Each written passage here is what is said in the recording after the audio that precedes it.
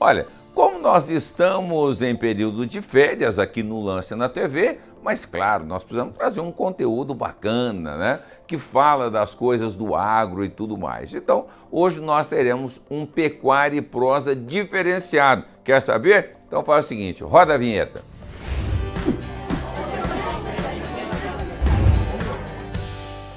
Pecuária e Prosa de hoje traz um convidado pra lá de especial, gente. Antônio Scharcher, meu grande amigo, Instituto Integra, e ó, tem muita coisa para nós conversar, nós vamos ter que separar poucos assuntos aqui, viu? Obrigado, meu amigo. A honra é minha, Deva. Que bom estar com você aqui e relembrando bons momentos que nós passamos juntos nos últimos 15 anos, não é? Muita coisa, hein? Muita coisa. Muita legal. coisa, é isso.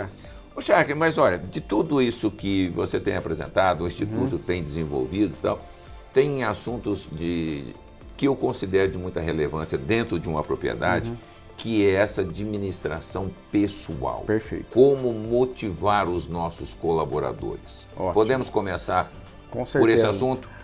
Tudo resume em gente sempre, né? Gente é o problema, gente é a solução e existe técnica, do mesmo jeito que existe técnica para engordar um boi, para tirar leite, para produzir um capim, tem técnica para gerir pessoas, Deva. Perfeito. Isso é importante. Bom, por onde podemos começar? Na observação, na contratação, no treinamento, quais são os processos? Ótimo. Existe um passo a passo que nós entendemos que faz toda a diferença dentro de uma propriedade ou dentro de uma empresa. E a primeira coisa quando você fala em gestão de pessoas é entender que gestão de pessoas é ter gente feliz que bate meta. Então, gente feliz que bate meta exemplifica se a empresa ou a propriedade está fazendo bem o trabalho com pessoas. Como que eu faço para as pessoas serem felizes e batam metas?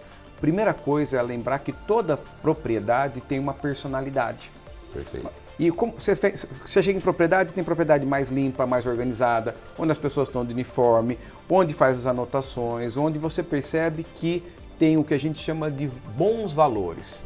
E tem fazenda que é fofoca, é mentira, falta de transparência. Então, não tem como construir uma equipe de alto desempenho com valores limitantes. Por exemplo, tem situação que deu uma coisa errada na propriedade e a propriedade fala assim, olha, eu quero ser o primeiro a saber se alguma coisa está errada. E tem propriedade que as pessoas evitam contar um problema que deu porque elas vão ser punidas porque ele é o mensageiro. Então, primeira coisa é construir uma personalidade de respeito, de transparência, de zelo, uma personalidade da fazenda que são os valores que funcionam. Mas como que eu construo essa personalidade?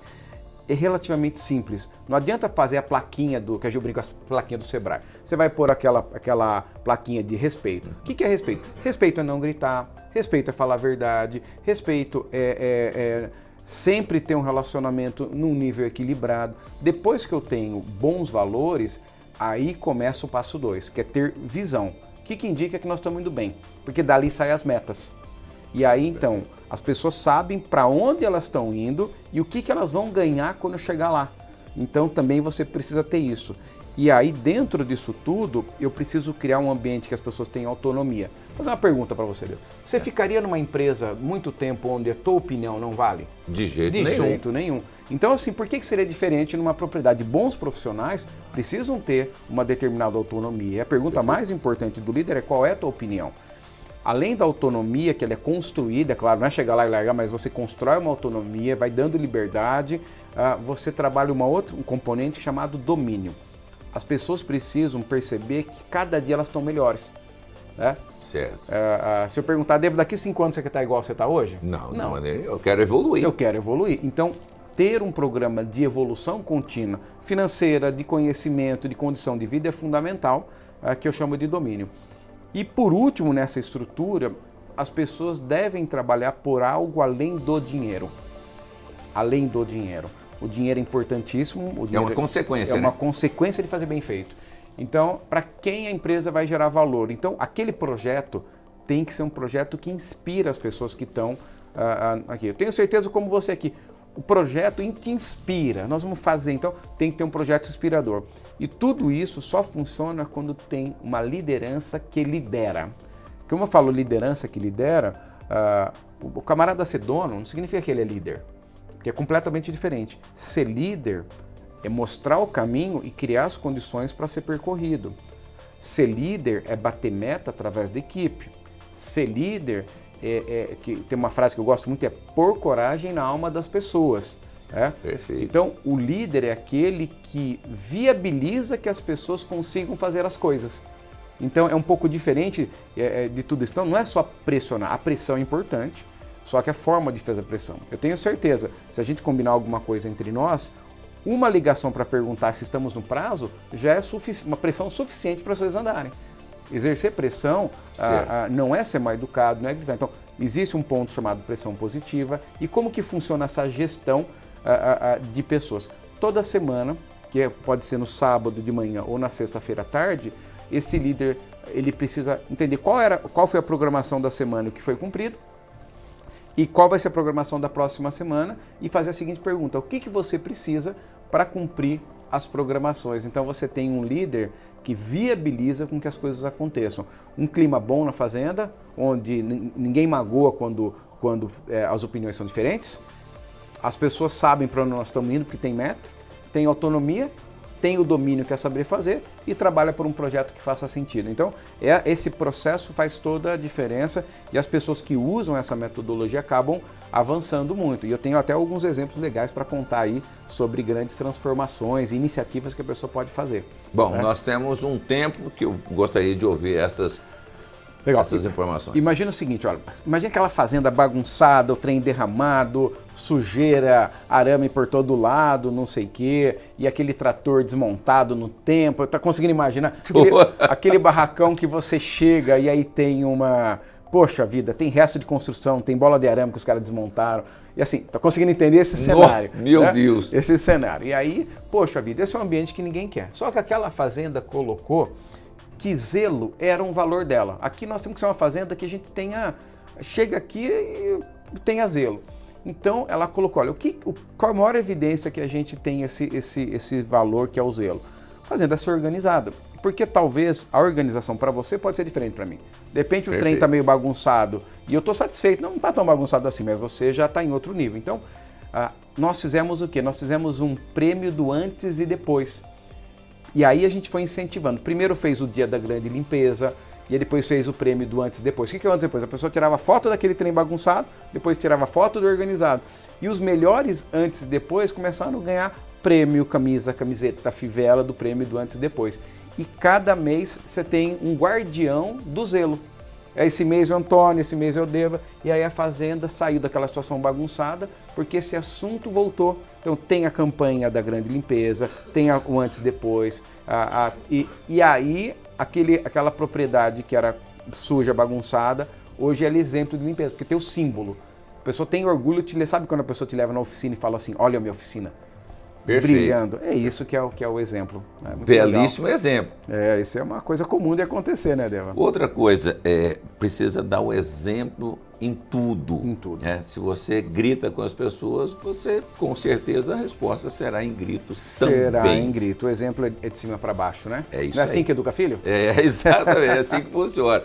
Bom, muito a bem. prosa nossa fluindo, coisa boa, nós vamos fazer o seguinte, nós vamos a um breve intervalo comercial e na sequência nós voltamos falando de gestão, mas eu quero falar de gestão das propriedades. Já voltamos.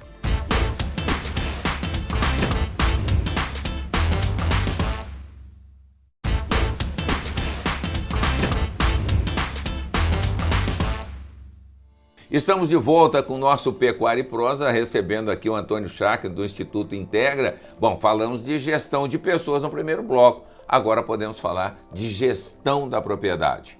Isso aí. A gestão administrativa, Deva, ela passou a ser assunto na pecuária ou no agronegócio depois que estabilizou a moeda. Você lembra bem aquela coisa em 94, quando veio o Plano Real? Antes disso compra hoje que vai chegar a tabela nova. Você lembra disso? Ir no mercado. Todo dia. E comprar, fazer a compra do mês, aquela coisa tal, porque você tinha muita inflação. Então, até 94, se um engraxate, por exemplo, comprasse uma latinha de graxa mais caro, não tinha problema, porque no dia seguinte ele aumentava a engraxada dele e estava tudo resolvido. Perfeito. Quando estabilizou a moeda, entrou o processo, saiu o processo financeiro de inflação, tal, aquela coisa. Lembra que tinha até o overnight, o cara aplicava num dia... No dia seguinte já tinha rendimento. Já tinha rendimento. E já o o processo de produção passou a fazer sentido, porque agora eu não ganho mais no econômico financeiro, eu ganho na produtividade. E aí começou a se falar do termo agora propriedade é empresa, agora fazenda tem que ser empresa. Você deve lembrar bem que a frase fazenda tem que ser empresa. Muito bem, naquele momento os conceitos da administração começaram a estar mais presentes nas fazendas. Mas quais são esses conceitos? Primeiro, quando você pensa a definição de administração, vai no dicionário. Daí você vê assim, gestão é administrar, reger, conduzir e empreender. Mas simplificando, fazer gestão é fazer de tudo para bater meta. E gerenciar é acompanhar se está acontecendo aquilo que a gente queria que acontecesse. Então, o processo de administração de uma empresa agropecuária é acompanhar se está acontecendo aquilo que eu queria que acontecesse. Bom, o que é aquilo que eu quero que aconteça? É o planejamento. Como eu vou estar daqui 5 anos e com isso eu divido ano a ano e como eu preciso estar esse ano. Tá. Quais são as conquistas desse ano? Divide em trimestre. Quais são as conquistas do trimestre? Divide em mês e em semana. Então, o coração de uma gestão administrativa ele ocorre na semana. Então, na semana que acontece a execução do plano de trabalho semanal, a coleta dos números, para que eu possa acompanhar em tempo real, que eu digo semana, se está acontecendo o que era para acontecer. O manejo de pastagem, cumprimento do abate, da produção, do manejo, seja o que for. Tá. E aí, no mês, existe uma rotina gerencial que é acompanhar, eu gastei o que era para gastar, eu faturei o que era para faturar, eu vendi o que era para vender e eu analiso os desvios. Porque nesse momento eu consigo definir qual é a minha atitude.